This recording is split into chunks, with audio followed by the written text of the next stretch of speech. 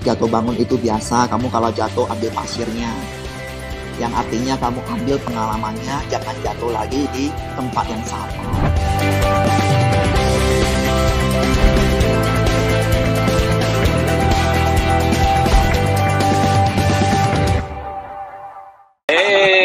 Pak Agus, apa kabar Agus Salim? Luar biasa. Coach, apa kabar Coach? Saya luar biasa disayang Tuhan. Luar biasa disayang Tuhan. Iya dong, kalau Tuhan udah sayang, udah semuanya pasti lewat gitu ya nggak sih? Bener nggak? Iya. Iya, Pak Agus. Sibuk sekarang ya Coach ya? Sibuk jalan-jalan kemarin, terus kemudian COVID-19. Nggak jalan lagi. Nggak jalan lagi, jalannya digital dulu nih, gitu. Agus Salim ini basically adalah orang yang luar biasa buat Anda yang baru join gitu ya.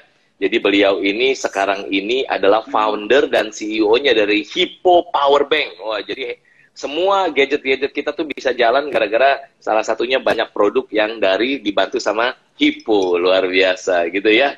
So, Agus, yuk cerita yuk. Cerita, jadi cerita santai dari bab ya, 1 dulu lah, cerita santai aja. Dari bab 1 cerita, sampai nanti kita bab 2 sampai bab 3 gitu ya. Jadi mau denger dulu nih, kisah seorang Agus Salim, kok bisa sampai hari ini punya Hippo, ya kan? Lalu kemudian berdampak banyak. Nah, sebelum cerita hari ini, saya selalu pengen tanya, pertanyaan pertama adalah, sebelumnya itu ceritanya kayak gimana? Nah, mungkin Agus boleh cerita nih. Sebelumnya berarti cerita latar belakang ya Coach ya? Oh iya dong, boleh. Diri aja dulu ya. Iya, dari dulu, cerita dari dulu. Nah. Dari dulu. Kehidupan sebelumnya. Kehidupan sebelumnya, sebelum jualan berarti ya Coach ya. Sebelum jualan itu latar belakang saya itu, kita keluarganya Sumatera. Bagansi api-api. Kau tahu nggak? Bagansi api-api. Tahu. Iya, Sumatera Utara ya, Bagansi api-api. Sumatera Utara, iya, Sumatera. Riau lebih dekat. Oh, Riau. Gitu. Dekat ke Riau, siap. Jadi orang tua kalau di Bagansi api-api itu backgroundnya mereka rata-rata semuanya itu boleh dibilang 90% itu nelayan semua. Oke. Nah, termasuk orang tua Agus. Oh iya, papa saya lahir dari nelayan sampai di titik meninggal juga masih statusnya adalah pedagang perikanan gitu. Oke, siap. Terus. Bagansi api-api, kebetulan pas saya anak keempat, saya lahir itu udah di kota Medan. Jadi papa sudah pindah ke kota Belawan, tepatnya kota Belawan itu sekitar 2 jam dari kota Medan. Kota Belawan itu adalah pelabuhan, pergudangan perikanan. Jadi papa memang nelayan dan sampai punya kapal, punya gudang sendiri. Nah itu saya besar di anak nelayan lah. Anak nelayan tahu ya itu kalau jadi rumahnya itu bukan rumah gitu, rumahnya itu gudang tempat nampung ikan. Jadi tapi papa sebenarnya di saat itu udah jadi pengusaha perikanan lah gitu kan. Iya. Pas di zaman di Bagansi api-api itu dia adalah nelayan, akhirnya dia kumpulin duit, dia bisa bangun kapal 1, 2, 3, akhirnya menjadi seorang pedagang yang sukses. Dia pindahlah ke kota besar, yaitu di Belawan. Di situ dia bangun pergudangan, dia bangun sendiri pergudangannya dan punya kapal lumayan. Hebat. Tapi tetap namanya usaha itu ada jatuh bangunnya. Dia ada di titik. Istilahnya orang bilang itu, wah orang suka panggil dia orang kaya di ikan deh gitu kan. Tapi ada titik terendah juga. Papa jatuh di titik terendah juga ada. Oke. Jadi, terus? Jadi rumah kita itu di gudang. Pergudangan itu dari kayu. Jadi kalau misalnya air pasang itu bisa sekitar sampai 2 meter. 1,5 sampai 2 meter kalau lagi pasang. Kalau lagi surut nanti kelihatan tanahnya di bawah. Oke, siap. Tempat tinggal kita. Jadi Agus ini lahirnya di Belawan apa masih di Bagansi api-api waktu itu? Belawan. Pada saat saya lahir, saya itu ada anak keempat dan saya lahirnya memang udah di Belawan, udah nggak di Bagansi api-api. Siap. Anak keempat dan kelima itu dari di Belawan sama kota Medan. Nah kalau anak-anak kecil gitu ya kalau main di laut. Kalau air lagi pasang, kita langsung cemplung ke laut, Coach. Cemplung ke laut itu tajam bulat. Lihat petualangan si Bolang. Kalau lihat ada orang yang lompat ke laut, telanjang bulat, anak-anak kecil, nah itu zaman kecilnya saya tuh. Siap. Mungkin waktu lompat nggak telanjang bulat, telanjang lonjong kali. Mungkin laki-laki soalnya gitu kan ya. Terus. Udah terusin. Terus. Saya di sana sekolahnya SD Hang Tua, SD Negeri itu ya, sampai kelas 5 SD. Sampai kelas 5 SD, di kelas 6 Papa pindah ke kota Medan. Jadi otomatis seluruh keluarga pindah ke kota Medannya. Nah pada saat itu berarti udah nggak jadi nelayan, tapi Papa mulai menjadi pedagang ikan lah, jadi trader lah. Trader ngumpulin ikan, jual ke pasar, kira-kira gitu ya.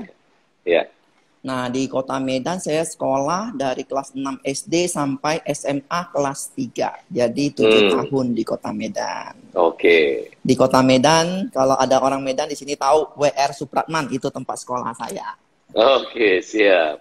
Saya tamatan 97 coach, 97. 97 lulus 97. SMA ya.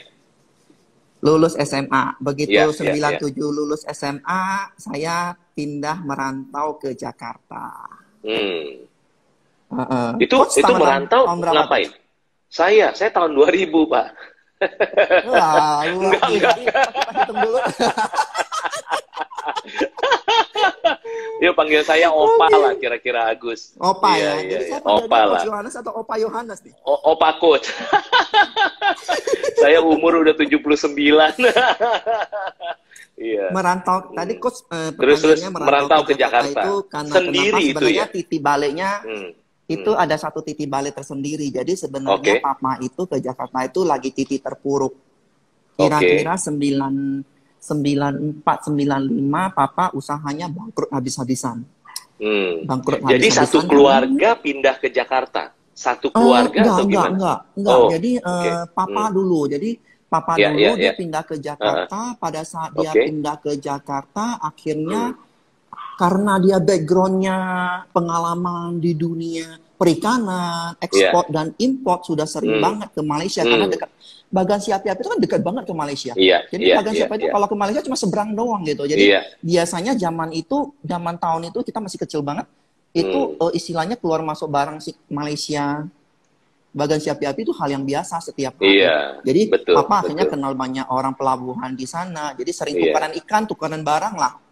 Televisi aja dulu, zaman dulu nonton lebih banyak TV3, banyak Malaysia di situ mungkin ya. Betul. Karena deket banget gitu ya. Aja itu kita di Belawan, di Medannya itu aja kalau kita dapat channelnya TV3 itu. TV3 itu gratis malah. Iya, betul. Terus Pak Agus akhirnya pindah merantau ke Jakarta. Jadi pindahnya karena lulus SMA terus ngapain? Posisinya itu pada saat itu kan memang udah posisi terpuruk bahkan ya. Jadi dia ke Jakarta, pas di Jakarta itu ada orang Taiwan yang modalin dia untuk main di perikanan tetap sebagai trader. Jadi dia tugasnya ngumpulin ikan-ikan di Jakarta, ekspor lah kemana. Saya sempat bantu Papa nggak nyampe setahun itu. Jadi kita ekspor itu Coach, kulit ikan pari. Tahu nggak kulit ikan pari? Jadi ikan pari itu dibelah, ambil kulitnya. Nah kulitnya itu ada bintik-bintik. Kalau Coach ada lihat itu ada tali pinggang, tas yang dari strap jam tangan juga ada itu. Ada bintik-bintiknya itu dari kulit pari itu, dan itu kumpulnya kita di Indonesia itu Coach.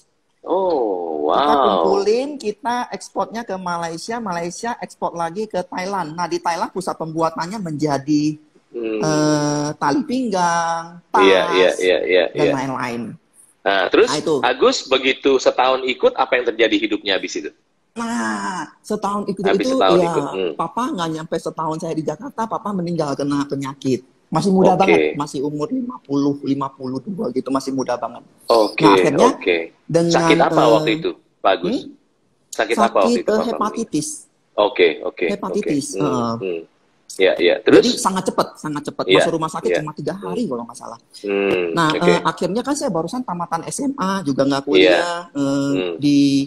Disuruh lanjutin kan bisnisnya Papa itu kan. Saya coba lanjutin, rugi Coach. Saya jalan setahun rugi. Mama bilang ini rugi terus, sudah tutup aja. Terus yang di atasnya Agus yang 4 itu Jadi, lain, dia nggak terusin bisnis papa. enggak, jadi saya anak keempat, kakak saya yang tertinggi itu masih masa kuliah dia. Dan Oke.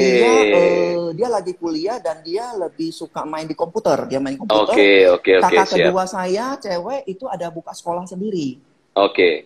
Kakak ketiga cewek memang gak main. Jadi pas ke Jakarta itu cuma saya sendiri sama mama kok. Iya, Jadi iya, oke. empat yang lain masih di Medan gitu. Oke, siap.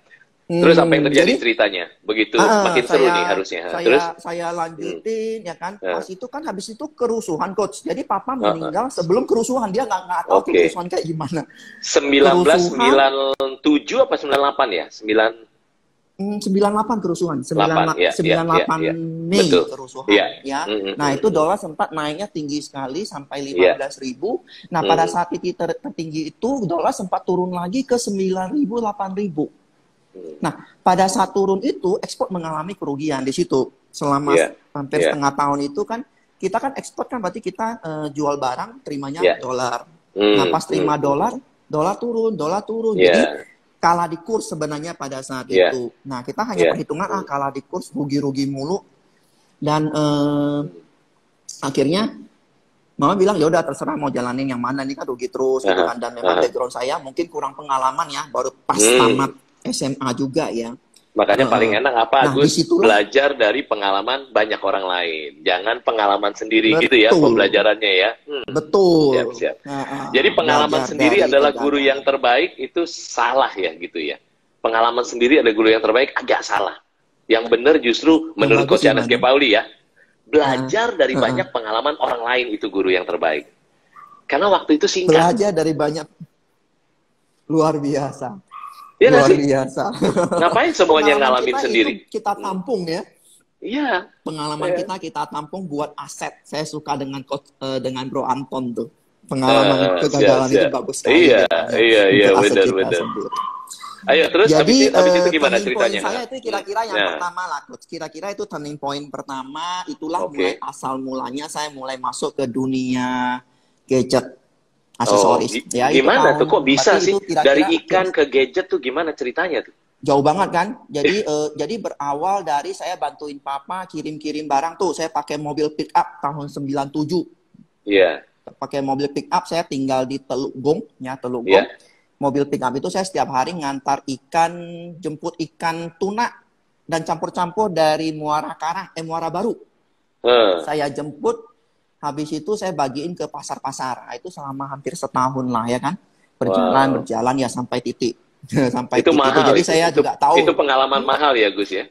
Seru ya. Mahal dan seru udah itu. Iya. Zaman itu ya masih ingat tuh Bagus Angke lagi perbaiki jalan. Itu Telogong macetnya luar biasa. Dari Telogong sampai lampu merahnya aja 1 jam.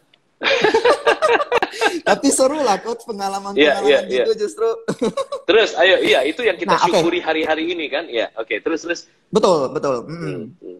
Turning point-nya adalah ketika ketika bisnisnya tidak begitu berjalan, kan ingat ya, itu kan dananya dari investor, bukan dana kita sendiri. Dan investor merasa mungkin saya nggak bisa menjalankannya dan dia minta izin untuk mau tarik balik semua dananya. Ketika dia bilang mau tarik balik, ya sudahlah. Kan memang keputusan dari mereka pastilah ya. Tiba-tiba Papa yang pengalamannya 30 tahun dijalani oleh anak kecil yang nggak ngerti apa-apa.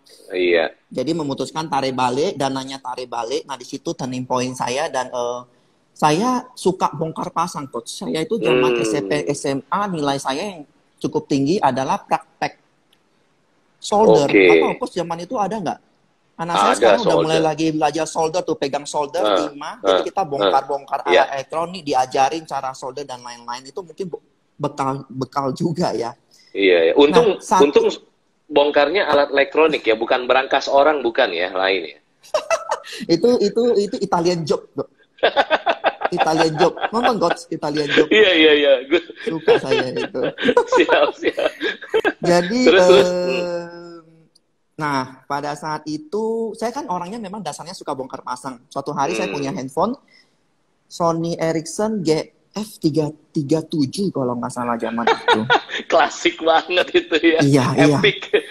Flip Jatuh, bukan Coach. itu belum flip belum flip kali ya. 337 flip, Coach. Flip Ada ya. tutupnya. Waduh, Iya. saya ingat banget warna merah saya punya dulu tuh luar biasa. Red maroon. Jatuh, Hmm. jatuh kalau nggak salah apanya rusak, saya lupa. Rusak. Oke, terus? Sebelum saya bawa ke teknisi, saya coba bongkar sendiri. Ada yang jual obeng handphone. Saya beli obeng handphone, saya bongkar. Saya lihat-lihat, ada yang salah nih. Coba saya benerin, bener, Coach. Nah, itu awal mula titik balik pertama, Coach. Wow. Saya langsung berpikir, ini boleh servis. Karena saya coba diterima servis handphone. Oke. Servis handphone. Saya iklan di pos kota. 3 baris 21.000, 1 baris 7.000. Diterima servis handphone. Ketika orang bawa ke saya coba servis berhasil, lumayan, Coach. Pada saat itu 200-300 ribu satu handphone. Harga handphonenya masih 10 juta, Coach. 5 juta. Masih mahal zaman itu. Handphone masih mahal banget. Akhirnya ternyata bisa. Ketika dia susah banget, saya coba bawa ke teknisi yang di Roxy. Jadi saya pertama servis itu autodidak. Dan berjalan, akhirnya setelah setahun di rumah terima servis, jual beli handphone second, sebulan saya bisa dapat lumayan 1-2 juta. Itu ada baik, ada jeleknya. Baiknya saya nggak kuliah jadinya, karena kalau pada saat itu kerja sama orang gaji 300 ribu. Saya servis handphone sama jual handphone second bisa untung 1-2 juta sebulan. Nggak kerja sama orang. Itu baiknya apa jeleknya? Nggak kuliah, Coach. Ada baik, ada jeleknya. Agak baiknya ya jadi hari ini gitu. Iya. Jeleknya pendidikannya ketinggalan, Coach. Nggak apa-apa, Agus. Yang penting sekolah kehidupannya lulus, ya nggak sih? Sekolah kehidupan. Ini sekolah kehidupan. Nah, di situ. Terus. Servis berjalan setahun, akhirnya setelah itu 97 menuju itu 98, akhirnya setelah lewati kerusuhan, akhir 98 mencoba dengan modal pas-pasan sekitar 10 jutaan gitu. Berani sewa kios di Mangga 2 dengan harga yang titik terendah, itu paling ujung deh. Orang biasanya taruh untuk rak-rak sepatu dan lain-lain. Itu sewanya cuma 7 juta setahun. Masih ingat lah tempatnya sampai sekarang. Akhirnya saya buka toko di sana sendirian, jagain. Servis juga sama handphone second gitu ya? Yes, terima servis dan second handphone. Nama masih dari apa dulu tuh? Tokonya Agus, udah ada nama apa itu? Nama tokonya Travesty. Anda kalau cari bahasa Inggrisnya nggak ada, bahasa Indonesianya nggak ada. Inggrisnya nggak ada, Indonesianya nggak ada. Terus artinya Travesty, apa? artinya?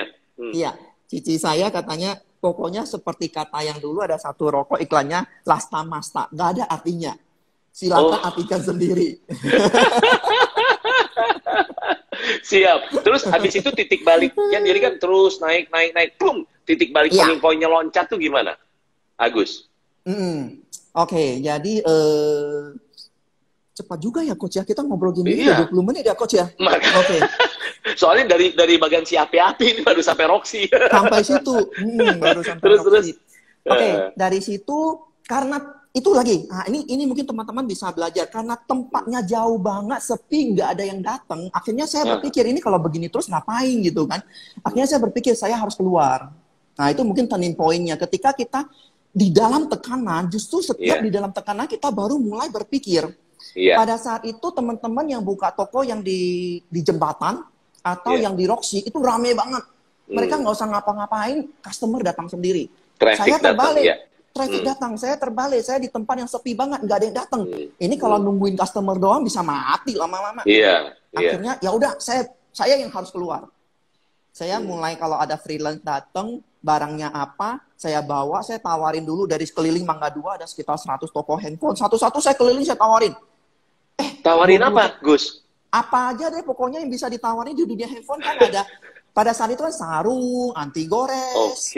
Oke. Sama saya tawarin spare part lah, karena kebetulan saya bisa servis ya, ngerti spare part. Tapi belinya sama freelance yang nawarin saya. Freelance datang nawarin saya, dia kasih nih Gus, lu tawarin aja ke orang kalau laku baru tagih. Oh ya udah.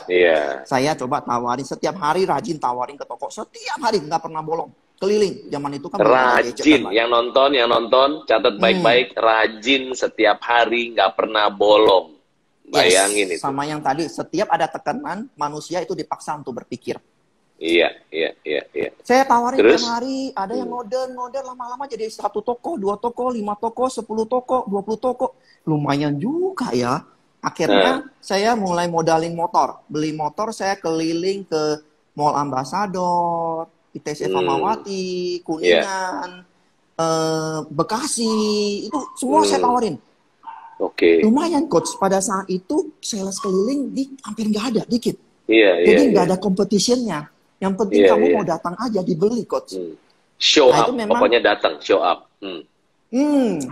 saya boleh Terus, terus? dibilang faktor keberuntungan juga ya. Pada saat itu belum banyak competitionnya. Hmm. Orang Roxy nggak ada yang pakai sales coach karena yang luar kota yang datang beli banyak. Iya, iya, betul, Itu betul. titik turning point pertama. Di situ saya mulai Hmm, main grosir. hmm, hmm, hmm, hmm. Saya grosir aksesoris berjalan baik dan saya masuk grosir handphone juga. Zaman itu saya grosirin Nokia. Zaman itu Hmm. ya, zaman itu sama zaman sekarang kan brandnya udah berbeda tuh. Iya, Nomor iya, satu iya, dulu iya. Nokia, nomor Nokia, dua dulu itu Sony, nomor iya. tiga Sony itu Ericsson, Samsung masih belum terlalu tuh. Nomor tiga belum. itu kayaknya Samsung dulu itu Siemens. kulkas gitu ya. Mm-mm. Iya, nomor tiga itu Siemens, nomor empat itu Iya, Motorola. iya, Baru benar. selanjutnya yang lain-lain. Nah, itu saya Luar ada mainin biasa. grosir handphone dan mulai tawarin ke luar kota. Nah, turning kedua. Ketika Hmm, saya mulai tawarin luar kota, hmm. saya jalan sendiri coach dari Aceh sampai Wow, Papua. Mau ditanyain saya udah berapa kali jumlah ke Papua, mungkin saya yang paling banyak boleh dibandingkan. wow, wow, Sorong, Jayapura, Timika udah jalan semua. Merauke, wow. Aceh dari ujung ke ujung udah jalan semua. Tapi itu menjadi Untungnya, modal sih. untungnya naik pesawat ya. Pada Semuanya saat itu Aceh, belum semua COVID ya. pesawat. Karena Iya, nggak ada udah COVID. lumayan uang, udah lumayan ada lah ya. Iya. Begitu kan Ah, waktu itu ah, ah, ya. ah, Oke, ah, oke. Terus, terus, iya. terus, Gus. And then Hmm, dari situ saya mulai apa namanya naik, mulai banyak. iya. Nah, ambil aksesoris masih ingat nih ya. Ambil aksesoris lewat importir dari sales freelance. Habis itu mulai dari importir di Roxy. Iya. Setelah itu ini titik turning point 2 yang paling tinggi. Hmm, Ketika ada seseorang datang dan bilang, Gus, saya ajak kamu ke China, hmm. saya yang modalin kamu, Oke. dan dia itu memang importir daripada Matahari Group. Oke. Cukup besar, jadi mereka punya Tapi grup itu memang kenapa dia sangat besar. milihnya seorang Agus Salim waktu itu? Dikenalin.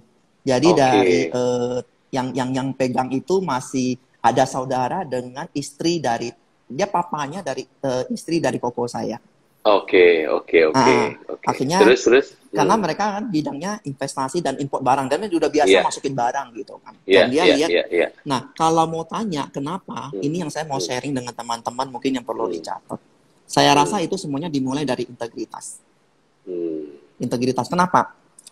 Kalau Anda Integritas. sampai satu level, yuk saya ajain kamu ke sana, tiket dibayarin semua, hotel dibayarin semua, dan dia bilang kamu pilih aja barang yang kamu mau, saya yang belanjain, saya yang urus kirim sampai Indonesia, dan saya Hmm, kasih kamu hutang 2 bulan.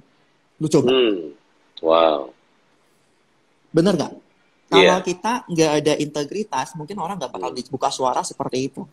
Iya, iya, Nah, itu iya. titik turning point kedua. Karena kenapa? Satu, ketika kita udah mulai impor sendiri, kita tahu modal dan lain-lain, dan kita bisa dapat harga yang lebih murah. Kedua Hmm, adalah kita udah mulai direct, dan akhirnya banyak sekali yang bisa berkembang. Itu titik hmm, turning point-nya. hmm, hmm. Dan Tapi itu kembali semua lagi, Tuhan Coach. yang di atas yang bukain semua itu Yes. ya. Luar biasa Yes. itu ya. Terus abis itu, setelah itu kan belum hipo kan? Ceritanya bisa jadi hipo itu Belum, gimana? belum. Ah, Berarti itu berarti sekitar 98 sampai 2001, 3 tahun itu retail. Ya saya cek dulu buka iya. toko Mangga 2, jual retail buka sampai 13 cabang kalau nggak salah. Mangga 2 semua. Wah, Retail, jual ke konsumen. Saya itu zaman namanya itu pas mall retail itu saya domination. banyak. Kalau istilahnya sekarang namanya mall domination gitu Terus ya. Bukan search engine domination, tapi mall domination. Terus, terus. terus mulai grosir, and then Ya, mulai import. Itu import itu aha. mulai kira-kira tahun 2005 lah, 2005. Ya, ya, ya, ya. Oke, Mas, Terus import cerita, tetap ada titik jatuhnya lagi, Coach. oke. Hmm. Berjalan, hampir 2 tahun itu berjalan semua lancar. Dari satu titik, satu kontainer barang rusak semua. Waduh. Hmm. Rusak semua karena di perjalanan. Cacat produksi dari pabrik. Okay. Bukan, cacat produksi dari pabrik. Jadi memang itu dengan proses belajar sebagai seorang importir lah. Tidak semuanya berjalan mulus. Ya kan? Tapi itu menjadi ilmu buat kita. Akhirnya pas nyampe udah seperti itu, barang nggak bisa dijual, kita mau minta ganti rugi, nggak lama malah pabriknya juga tutup juga, ya kan? Nggak ada yang bisa ganti rugi. Itu secara value sekitar berapa tuh Gus? Satu kontainer gede itu hampir gitu? 1M. Besar sekali itu dong berarti? Iya. Dan pada saat itu kita baru mulai starter, Coach. 1M itu besar sekali bagi kita. Besar sekali, pada saat itu, ya kan? Apalagi itu modal orang lain. Bukan modal kita sendiri. Iya. Ya kan? And then akhirnya kita berpikir untuk tetap harus lunasin. Nah, kita tetap lunasin. Sempat itu titik terpuruk juga. Ya. Cuma saya selalu tapi bangkit lagi. Tiap kali jatuh mama selalu ingatin saya cuma itu doang. Jatuh bangun itu biasa, kamu kalau jatuh ambil pasirnya. Yang artinya kamu ambil pengalamannya, jangan jatuh lagi di tempat yang sama. Luar biasa. Mama selalu luar biasa. Reminder itu, papa kamu itu seorang pebisnis katanya. Jatuh bangun itu udah sering banget, tapi bisa bangkit lagi itu yang luar biasa. Keren mama ya, jadi saya selalu, keren banget. Mama masih sehat? Itu. Mungkin Agus. Mama sehat. Mama sehat. Puji Tuhan, puji Tuhan ya. Siap. Jadi menurut saya dukungan orang tua itu penting banget ya. Kadang-kadang kita pada saat kita coba ternyata kita gagal. Pada saat itu kita ada 2 orang yang paling penting di sekitar kita. Itu satu, orang tua kita mensupport atau justru memarahin kita.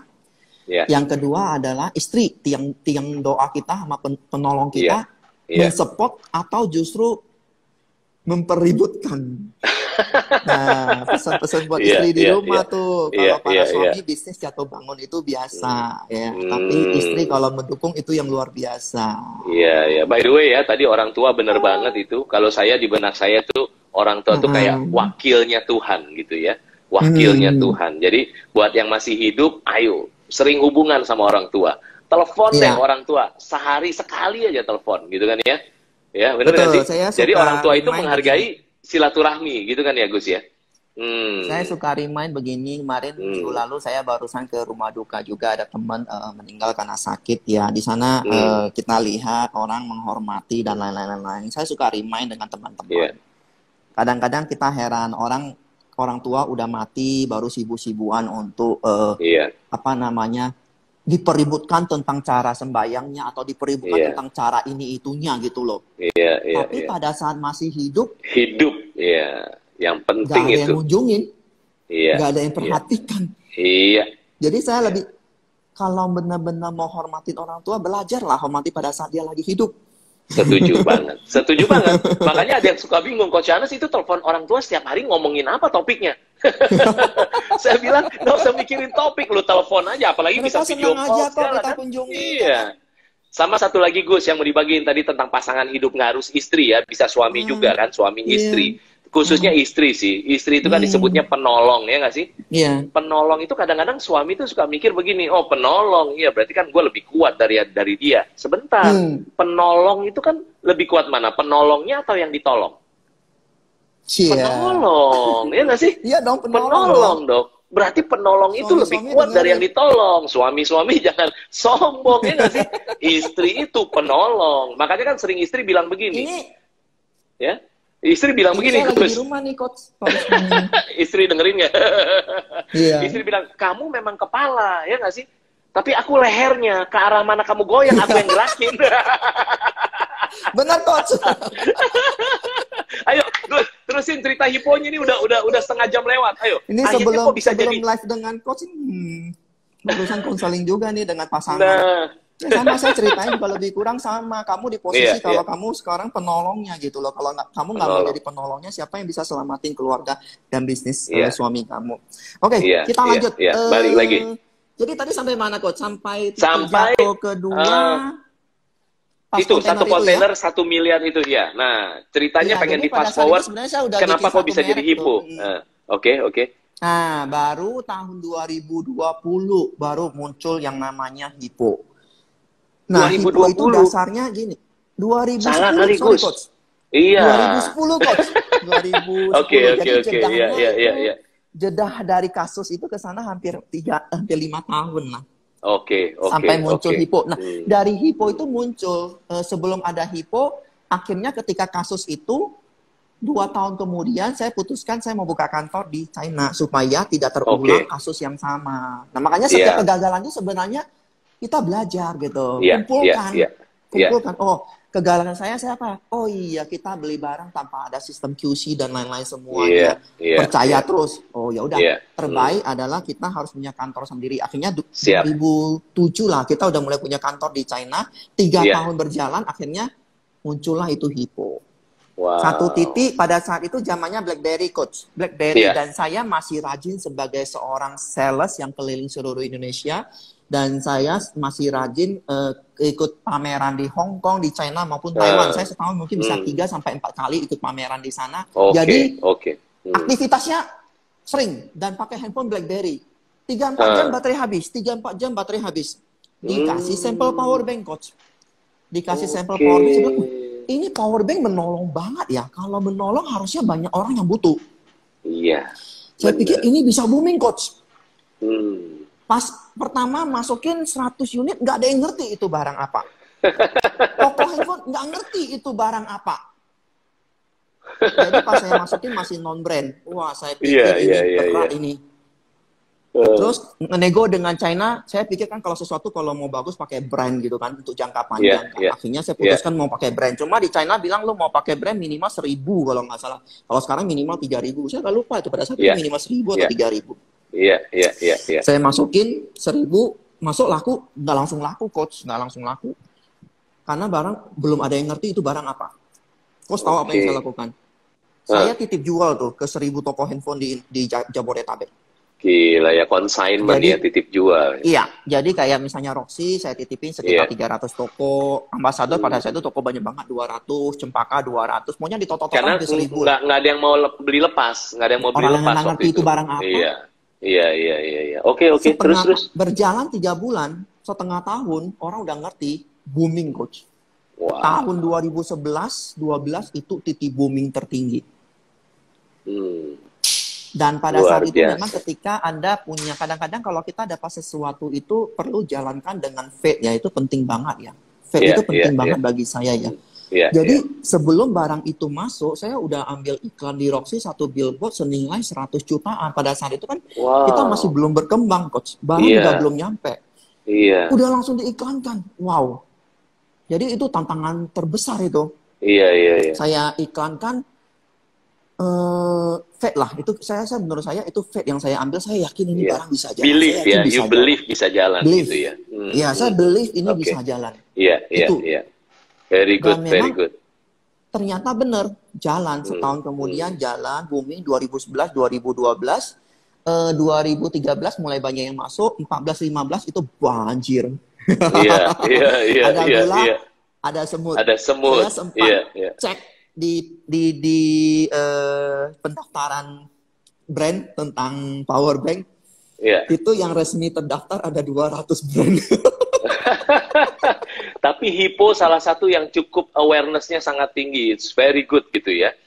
Bahkan karena yang mulai duluan gitu ya.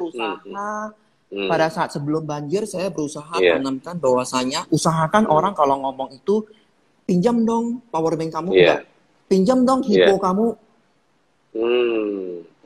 Jadi saya dari awal sudah punya mindset itu, kita mau bangun itu power bank itu ada HIPO gitu loh.